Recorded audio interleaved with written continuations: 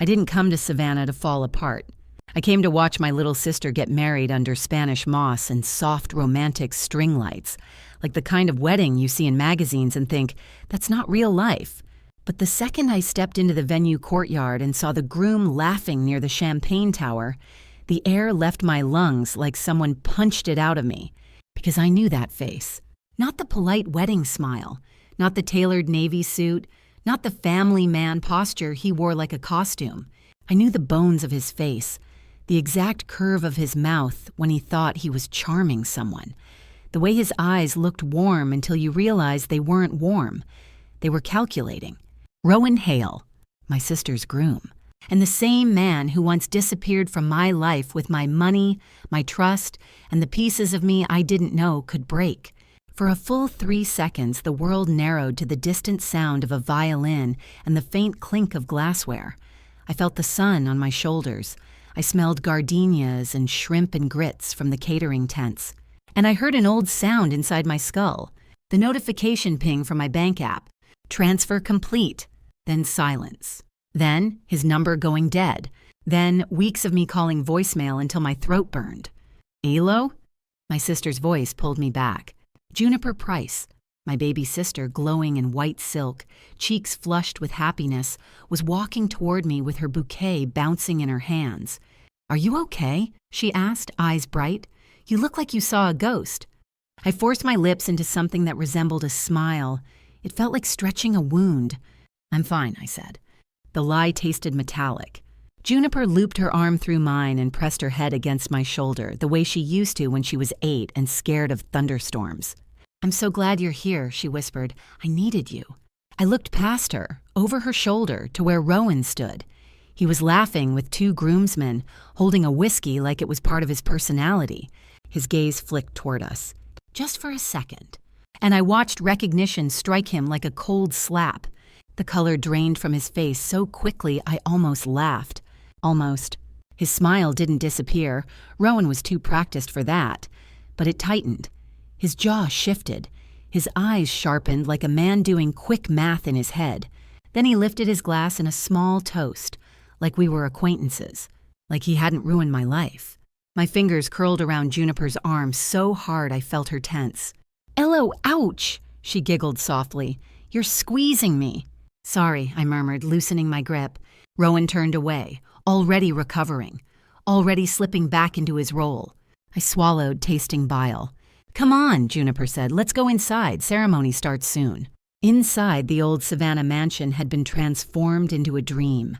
White roses, candlelight, linen so crisp it looked pressed by angels. Everyone was dressed like they'd stepped out of a pastel painting. And I was standing in the middle of it with a storm in my chest.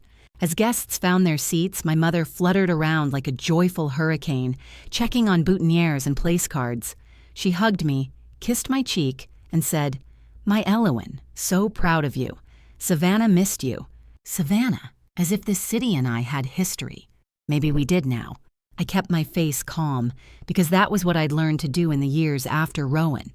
Keep the face calm, keep the voice steady. Fall apart later. But my mind kept slipping backward to before I knew who he really was. 3 years ago, 2016, New Orleans, Rowan had showed up in my life like a summer thunderstorm. Charming, sudden, loud enough to drown out my better instincts. He'd been the kind of man who talked about building a future on the 3rd date, who called me baby, like it was a promise. I was 26, freshly promoted, finally saving enough to start my own small event planning business. And Rowan found me in that moment, when I was proud, hopeful, full of plans. He'd sat across from me in a dim restaurant, candlelight flickering between us, and said, Elowen, you're not like other women. You have drive, you have vision. I should have heard the manipulation then, but I heard admiration. The night he stole from me, he didn't do it with a gun. He did it with his voice. He'd walked into my apartment, kissed my forehead, and said, I need your help, baby, just for a few weeks. He'd explained it like it was temporary, like it was romantic, like we were a team, a business opportunity, a short-term bridge, a sure thing. I'd hesitated just once, and he'd leaned in closer, eyes soft, and whispered, Do you trust me? I remember the exact second I said yes, how my stomach tightened, how my heart ignored it. I transferred my savings, every dollar I'd scraped together, $12,842, my entire future. Then he vanished. He didn't block me right away. No, he let me spiral first. He let my texts stack, my calls pile up. Then his voicemail changed to a generic automated message. Then his Instagram disappeared. Then his email bounced back. And I sat on my kitchen floor staring at my phone, realizing something simple and brutal. He had never loved me. He had only needed me. So now, 3 years later, seeing him in Savannah dressed like a groom, holding my sister's hand, it felt unreal. It felt like the universe was mocking me. The ceremony began. Juniper walked down the aisle, glowing, smiling, eyes fixed on Rowan like he was the sun. I sat in the front row because I was her sister, because that's where family belongs. My nails dug into my palms until crescents formed. Rowan took her hands, looked into her eyes, and spoke vows in a voice that sounded sincere. That was the most terrifying part. He had gotten better.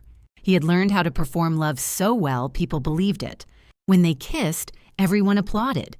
I clapped too, slowly, softly, because if I didn't, someone might notice my hands shaking. After the ceremony, the reception swelled into a loud, happy storm. Music, laughter, champagne. Juniper was pulled in every direction. Photos, hugs, congratulations, while I floated like a ghost near the edge of the dance floor, trying to breathe through my ribs. Rowan approached me about 20 minutes into the reception. He moved like he owned the space, like every step was designed to look confident. Up close, I saw it. The tightness around his eyes, the barely controlled tension in his mouth. "Allawan," he said, like my name was a coincidence. Wow. His voice was the same, that smooth warmth that made you want to lean in. But I didn't. I stared at him, letting silence stretch. He chuckled softly. "I wasn't expecting this." "Neither was I said. He glanced around, lowering his voice. "Listen, I don't know what you think you saw back then, but..." I let out a small laugh. It sounded sharp, wrong in this soft-lit room. "What I think I saw," I repeated. "Rowan, I watched you drain my savings and disappear." His smile twitched. He lifted his hand slightly like he was calming a wild animal. "Not here, not today. Today is exactly the day," I whispered, stepping closer just enough that he could hear me over the music. "Because today, you're standing in front of my sister in a suit you can't afford and a life you didn't earn." His eyes flashed. For the first time, the mask cracked, just a hairline fracture. Then he leaned in, voice low and dangerous beneath the sweetness. "If you say a word to Juniper," he murmured, "you'll ruin her. You want that on your conscience?" My throat tightened, because he was right about one thing. Juniper was glowing with happiness, and the truth would be a bomb. And bombs don't choose who they burn. I swallowed, forcing myself to breathe. Rowan watched me, waiting, measuring. I didn't answer.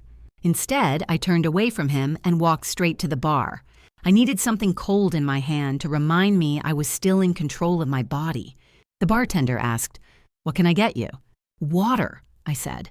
My voice came out calm. Inside, I was screaming. As I stood there, gripping the glass, my mother appeared beside me with a frantic smile.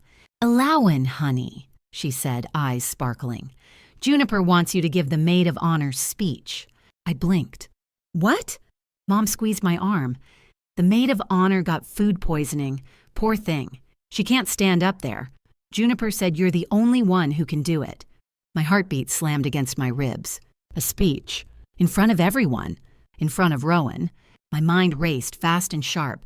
I looked across the room. Juniper was laughing with bridesmaids, completely unaware. Rowan was watching me from near the head table.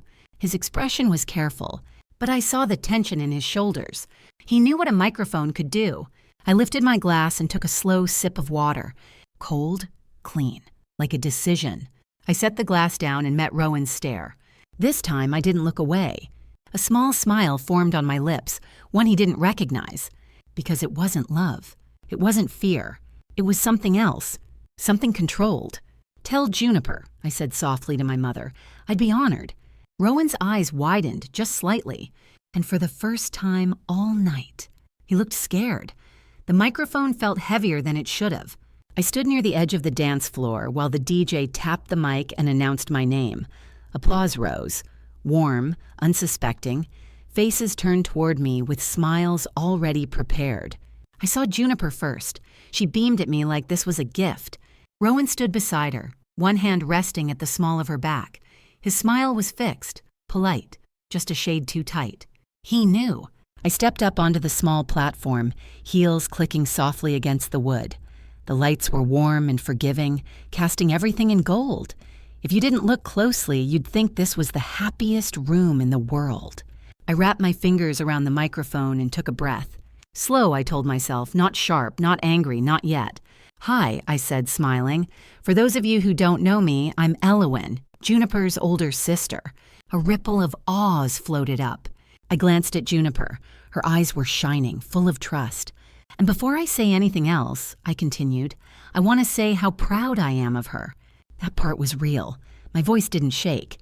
Juniper has always loved fiercely, I said. When she commits with her whole heart. She believes in people, in promises, in futures. I paused. She always has. Rowan shifted beside her, just slightly. Growing up, I went on, Juniper used to follow me everywhere. She believed if I did something first, it must be safe. A soft laugh from the crowd. I guess that makes me her test run, I said lightly. The one who learns lessons the hard way so she doesn't have to. Rowan's jaw tightened. I let my gaze drift around the room, faces glowing, glasses raised. And sometimes, I said, those lessons are about love. I swallowed just enough to make it look emotional. About trusting someone who looks you in the eyes and tells you they're building something with you. I heard it then. The subtle hush. People were still smiling, but curiosity had slipped in. I once loved a man who talked about futures the way some people talk about weather, I said. Confident, certain, like nothing could possibly go wrong. Rowan's fingers curled. He told me we were a team, I continued. That what was mine was his, and what was his was ours. I smiled again, small and controlled, and I believed him. Juniper glanced at Rowan, then back at me, confused but not alarmed. Not yet. Love makes us generous, I said. It makes us brave. Sometimes it makes us blind. My heart was pounding so hard I thought the mic might pick it up. I learned that lesson the hard way, I said quietly, because sometimes when someone asks for your trust, what they really want is your resources. The word landed heavier than I expected. A few brows furrowed. Rowan leaned closer to Juniper, whispering something I couldn't hear. She frowned slightly. But this isn't a sad story, I said quickly, lifting my tone. It's a story about growth. I looked directly at Rowan for the first time since stepping up. And accountability. There it was. The fracture widened. You see, I said, that experience taught me something important. I reached into the small clutch I'd been carrying all evening. Rowan's eyes locked onto my hand. It taught me to keep records, I said lightly, as if I were sharing a life hack. A few people chuckled. Emails, I went on, messages, bank confirmations, dates. The room had gone very still. Because memories fade, I said. But documentation doesn't. Juniper's smile faltered. I pulled out my phone, not dramatically, not rushed, and tapped the screen. The venue had a large screen behind the DJ booth, looping wedding photos. I hadn't planned on using it, but fate apparently was feeling generous. I was asked earlier today, I said calmly, why I came all the way to Savannah. I looked at Juniper again, my chest aching. The answer is simple, I said. Family. Rowan took a step forward. Hello, he started. I raised a hand, gentle, smiling. Just a moment. The DJ froze, unsure. The music had long since stopped. I came to celebrate my sister, I said, and to remind myself that truth has a way of circling back. My thumb hovered over my phone. You don't have to believe me, I added. You can believe the timestamps. The screen behind me flickered, then changed. A bank transfer confirmation appeared, blown up large enough to read. 12,142 hours. Transfer complete. June 14, 2016. A collective inhale rippled through the room. Rowan's face went pale. I didn't look at him. Below the transfer was a name. Recipient Rowan Hale. Juniper stared at the screen, then at Rowan, then back at me. Her bouquet slipped from her fingers and hit the floor with a soft thud. "Juniper," Rowan said quickly, voice smooth but urgent. "This isn't—" I scrolled. The screen changed again. Text messages, sweet ones at first. "I love you. We're building something together. Trust me." Then the dates jumped.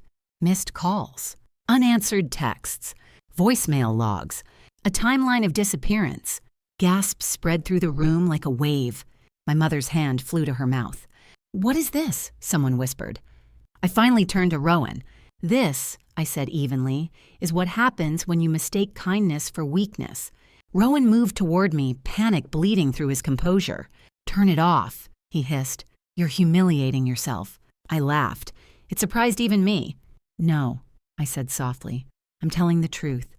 Juniper took a shaky step away from him. "Rowan," she said, her voice breaking. "Did you take her money?" He reached for her. She recoiled.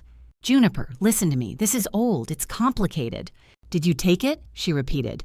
Silence. Heavy. Loud. The answer sat in it. "I didn't mean to hurt anyone," Rowan said finally, desperation seeping in. "I was young. I was trying to survive." I tilted my head. "So was I." Juniper's eyes filled with tears. "You told me you'd never lied to me," she whispered. Rowan opened his mouth. Nothing came out. I lowered the phone, the screen behind me going dark again. The damage had already been done. "I didn't come here to ruin a wedding," I said quietly. "I came here to stop a pattern."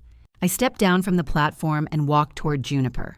"I'm so sorry," I said to her, voice breaking for the first time. "I wanted to protect you." She looked at me, really looked at me, and then collapsed into my arms. The room was chaos now. Whispers, arguments, phones raised. Rowan stood alone at the center of it, exposed. But as security began moving in, as guests crowded around Juniper, Rowan's eyes met mine. And for a split second, I saw something new there. Not fear, calculation. He smiled, just a little, and mouthed 3 words I knew too well. "This isn't over." My stomach dropped, because I knew him. And Rowan Hale never went down without trying to take someone with him. The room didn't explode all at once. It fractured, like glass under pressure, first a crack, then another, then a spiderweb of whispers spreading in every direction. People leaned toward each other with hands cupped at their mouths. Someone's aunt started crying. A groomsman swore under his breath. My mother stood frozen, eyes wide, as if her brain couldn't decide which reality to accept. Juniper was still in my arms, trembling. Her dress smelled like roses and champagne and something delicate that didn't deserve to be ruined. "I'm sorry," she kept whispering, like she was apologizing for breathing. "Stop," I murmured, holding her tighter. "You didn't do anything wrong." But my chest was tight because I could feel it. The shift. The moment when the story wasn't only mine anymore. Now it belonged to the room. And Rowan was watching the room like a predator that had just been wounded. Not dying. Wounded. That's a dangerous kind of man. He stepped forward, palms open, voice smooth enough to sand down the edges of truth. "Everyone," he said, loud but calm. "Please, this is personal history. It's being weaponized tonight." I looked up at him. He didn't look at the screen now. He looked at faces, at reactions, at weak points. He'd always been good at reading people. That was how he found my savings. That was how he found Juniper's heart. He shifted his gaze to my mother. "Mrs. Price," he said gently, "I love your daughter. I would never hurt her." My mother blinked rapidly, as if trying to shake off a bad dream. Rowan turned to the crowd, spreading his hands wider. "When I was younger," he said, "I made mistakes. I was broke. I was desperate. I didn't handle things well. But this—" He nodded toward me without looking directly. "This is not the place." He took a breath, and I watched him do it, like an actor hitting his mark. "I paid it back," he lied. "Years ago. We resolved it." My stomach turned. Juniper lifted her head from my shoulder, eyes swollen with tears. "You paid it back?" she whispered. Rowan's gaze flicked to her like a spotlight. "Yes," he said softly, "I did. Elo and I, we had closure." Closure. The word hit like a slap. I felt heat rush into my face. "No," I said, stepping forward before I could stop myself. The microphone was gone, but my voice still cut through the hush. No, Rowan. You didn't pay it back. You didn't even apologize. Rowan's expression didn't change, but his eyes hardened. He stepped closer, lowering his voice so only the people nearest could hear. Alawan, he said, you're spiraling. There it was. The old trick. Make me sound unstable, emotional, irrational. Juniper looked between us, confused and terrified. Rowan lifted his voice again, gentle and disappointed. She's been through a lot, he told the room, and I hate that she's hurting. He shook his head sadly, like I was a tragic relative no one talked about. This isn't who she is, he added. She's letting her past ruin my wife's night. My wife. He said it like a claim, like a lock clicking shut. Juniper flinched at the word. My mother's face tightened. I could feel the crowd wobbling, some people leaning toward belief, because belief is easier than chaos. That's why men like Rowan survive. They don't need everyone. They just need enough. I pulled my phone out again, hands steady now. I can fix this, Rowan said quickly, seeing it. Elo, put it away. Sure, I said, voice cold. Let's fix it. I walked straight to the DJ. Can I borrow your mic again? I asked. The DJ looked terrified, glancing at the venue coordinator. The coordinator looked at my mother. My mother looked like she might faint. Juniper gripped my wrist. Elo, she whispered. Please, I can't. I turned to her and softened my voice. Junie, I said, using her childhood nickname. I love you. I'm not trying to destroy you. Tears spilled down her cheeks. Then what are you doing? She asked. I stared at Rowan. I'm stopping him, I said. Rowan stepped forward fast. Juniper, he said, reaching for her hands. Let's go. We don't have to do this here. She pulled back. No, she whispered, staring at him like he'd become a stranger in front of her. Don't touch me. Rowan's smile twitched again. Then the venue coordinator, an older woman with a clipboard and a headset, finally found her voice. Maybe, she said shakily. We should take a break. Let people get some air. Rowan seized the opening. Great idea, he said. Everyone, please enjoy the courtyard. We'll resume dancing soon. He said it like a host, like a man in control. And for a second, it worked. People started drifting toward the doors, buzzing like a disturbed hive. Rowan turned sharply toward me, stepping close enough that his cologne hit my nose, cedar and arrogance. What do you want? He hissed. I met his eyes. The truth, I said. His lips curled. You already got your little moment, he sneered. Congratulations. Then he leaned in, voice low and poisonous. Now you're going to pay for it. My spine went cold. Juniper was surrounded by bridesmaids now, shaking. My mother was arguing with my father near the bar. The photographer kept snapping pictures like he couldn't help himself. Rowan watched the chaos he'd created and smiled like it was an advantage. He turned away from me and strode toward the head table where his jacket lay. I followed, keeping distance. He grabbed his jacket and slipped a hand into the inner pocket. Then he pulled something out, a small envelope. He looked over his shoulder at me, eyes glittering. You want receipts? He said, loud enough for a few nearby guests to hear. Fine. He waved the envelope. Let's talk about what you did to me, Elowen. My stomach dropped. What are you talking about? I said. Rowan's grin widened. Oh, he said, playing to the small circle of onlookers gathering again. She didn't tell you guys? About how she stole from me? Juniper turned sharply, face pale. Elo, she whispered. Rowan opened the envelope and pulled out printed papers. He held one up like a prize. A bank statement. My name on it. A transfer. Not from me to him. From him to me. $5,000. Transfer complete. July 2nd, 2016. My vision blurred because I remembered that date. The week after he disappeared, I'd received a deposit from an unknown account. I'd assumed it was a payroll error. I'd called my bank. They told me it wasn't fraud. Then I'd been too broken, too exhausted to chase it. I'd left it sitting there. Rowan lifted his eyebrows. See, he said smoothly. I tried to make it right. I sent her money. And what did she do? He glanced at the paper again like he was reading a script. She kept it, and then she obsessed over me for years. The crowd murmured. Rowan turned to Juniper, voice tender. Baby, he said, I didn't want you to know any of this. but she's trying to poison our marriage with a story that's only half true. Juniper's eyes darted back to me, searching. I opened my mouth. Nothing came out, because Rowan wasn't lying about the transfer, but he was twisting it. He'd sent $5,000 like a bandage after cutting my throat, and now he was holding it up like proof he was innocent. He stepped closer to me, lowering his voice again. "That deposit?" he whispered so only I could hear. "That was your warning." My blood ran cold. Rowan's smile didn't reach his eyes. "I can make you look crazy," he murmured. "I can make you look like the thief." He straightened, facing the room again. "So," he said loudly, "if we're doing public trials tonight, let's do it all the way." He turned to the DJ and snapped, "Put the mic back on." The DJ hesitated, then reached for it, like he was under Rowan's spell. Juniper's hands clenched into fists at her sides.